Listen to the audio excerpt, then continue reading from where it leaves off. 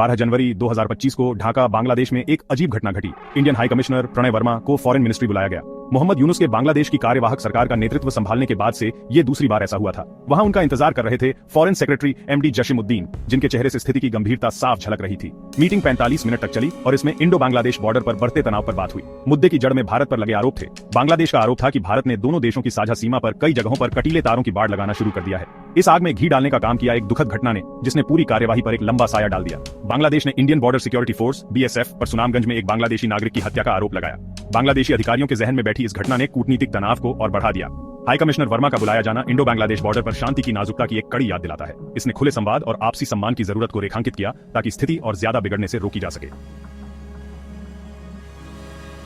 Indian दूत को यूं ही नहीं बुलाया गया था। ये लंबे समय से उबल रहे तनाव का नतीजा था, जिसमें कटीले तारों की बाढ़ का कथित निर्माण तात्कालिक कारण बना। बांग्लादेश ने तर्क दिया कि यह कार्रवाई दोनों देशों के बीच एक द्विपक्षीय समझौते का सीधा उल्लंघन है। तात्कालिक घटना से परे, बांग्लादेश ने भारत के बॉर्डर सिक्योरिटी फोर्स द्वारा इस्तेमाल किए जाने वाले तरीकों के बारे में गहरी चिंता व्यक्त की।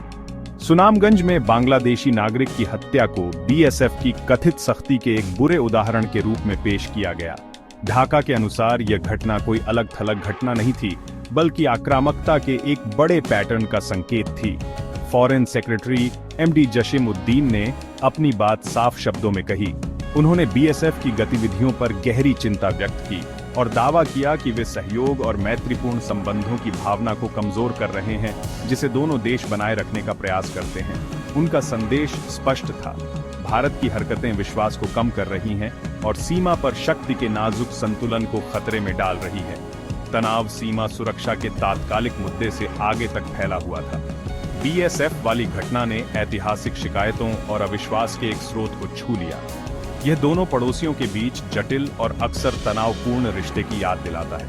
हम यहाँ भारत बांग्लादेश सीमा पर हैं, जहाँ हालिया घटनाओं ने दोनों देशों के बीच तनाव को और बढ़ा दिया है। स्थानीय लोग और अधिकारी इस मुद्दे पर अपनी चिंताएं व्यक्त कर रहे हैं।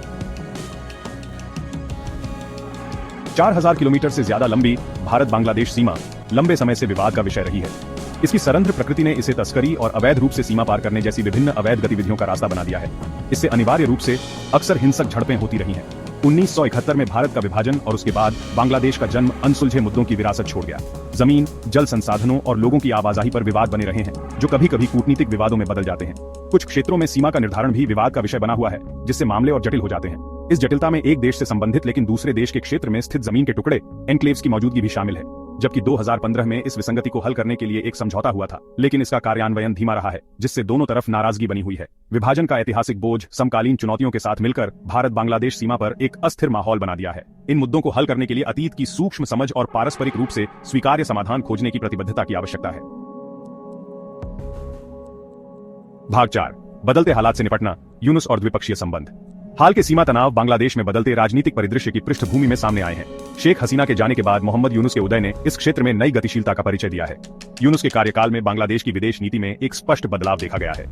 भारत के साथ संबंधों में एक ठंडक देखी गई है, साथ ही पाकिस्तान के साथ संबंध मजबूत हुए हैं। इस बदलाव ने नई दिल्ली में चिंता पैदा कर दी है, जिससे ढाका के प्रति अपने रणनीतिक दृष्टिकोण का पुनर्मूल्यांकन करने का संकेत मिला है। यूनुस के नेतृत्व में बांग्लादेश के भीतर भारत विरोधी भावना का उदय मामले को और जटिल बना रहा है। हिंदू अल्पसंख्यकों को निशाना बनाने वाली हिंसा की घटनाएं सामने आई हैं, जिससे नई सरकार की धर्मनिरपेक्षता और अल्पसंख्यक अधिकारों के प्रति प्रतिबद्धता पर सवाल उठ रहे हैं। एक प्रमुख हिंदू नेता को जेल में डालने से संबंधों में और तनाव आया है, जिसकी अंतर्राष्ट्रीय मानवाधिकार समूहों ने आलोचना की है। इन घटनाक्रमों ने द्विपक्षीय संबंधों पर एक लंबा साया डाल दिया है, जिससे पहले से ही तनावपूर्ण सीमा मुद्दे में जटिलता की एक और परत जुड़ गई है। भाग 5, आगे का रास्ता, एक कूटनीतिक समाधान की ओर।